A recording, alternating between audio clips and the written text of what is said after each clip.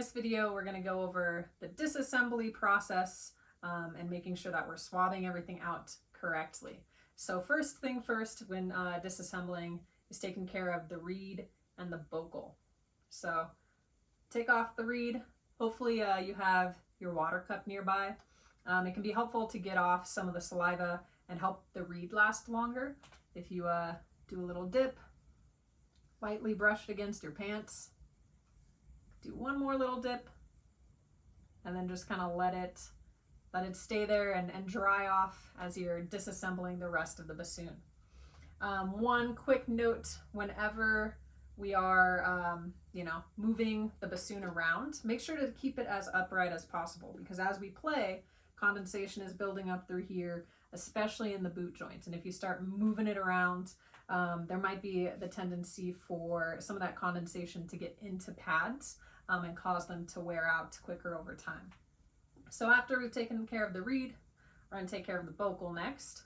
So we'll gently twist it off.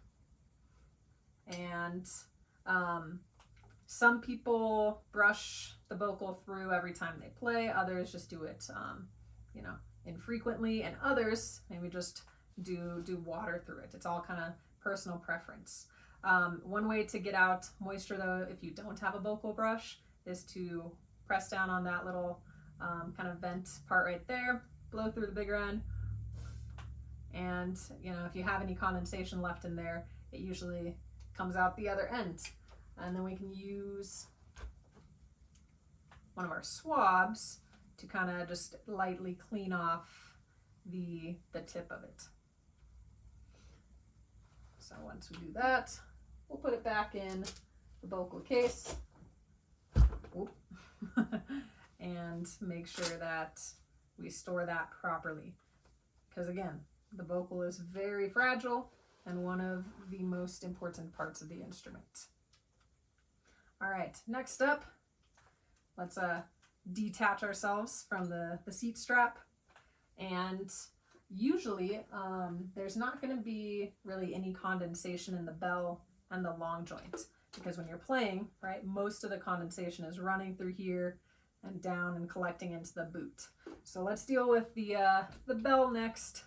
Gently twist that off again and make sure that we are putting it back properly in the case, making sure it's nice and secure.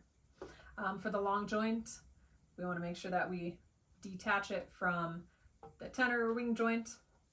And again, gently twist, detach. I'm going to put it back in the case. Nice and gentle. Now we're left with our wing joint and the boot joint.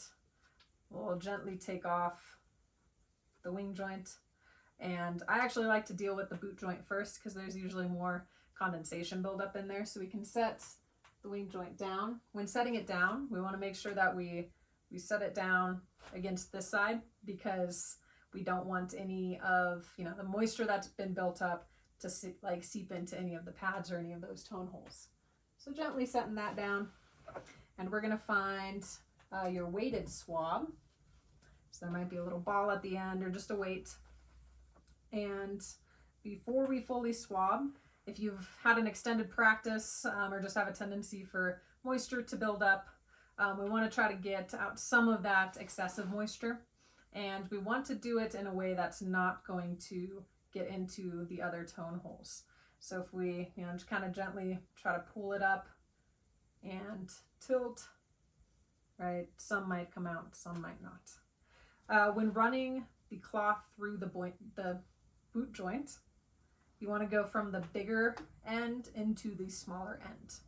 And the purpose of this is to try and get the most moisture out as possible.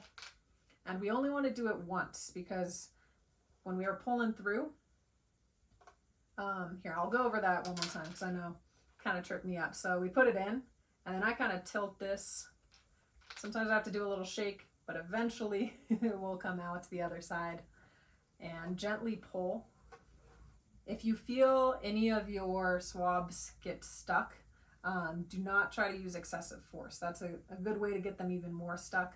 Either take it to your teacher, or if it's really stuck, take it to the repair shop. So once we pull this guy out, we only want to do that once because now our swab is a little damp, and so if we run it through again, you're actually getting damp stuff into areas that maybe weren't damp before.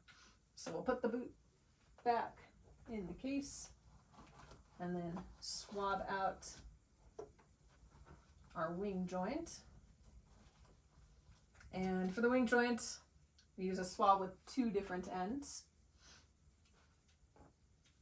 The main thing to be careful of is our whisper key. So always paying attention as we're swabbing this that nothing's getting stuck on the whisper key and that we're pulling it nice and gently. So got that all the way through, pulling it down, right? I'm kind of careful of, okay, where's this going when I'm pulling, making sure it doesn't get caught, and then eventually comes out the other way. For this joint, it is okay to swab again if there's still moisture built up after you've swabbed it through once. So we'll put this back in the case, and then most important step to not forget is our seat strap, making sure that you get that back in the case. Bassoonists have a tendency to forget it because you do all the things and then stand up to go and your seat strap's still on your seat. So always try to remember that. And then for the reed, at this point, we can put it back in our reed case and put that back in our bassoon case. For your water, make sure you dump out your water after each time you play. If you reuse water, A, that's just kind of nasty, and then B, it might actually make your reed deteriorate even faster because who knows what could start growing in your water cup. So make sure you always dump out the water as well. And then make sure you get everything back in the case, right? Zip it up, kind of just what you're used to, or flip it up with your other instruments, right? Depending on the case type. And then you're good to go.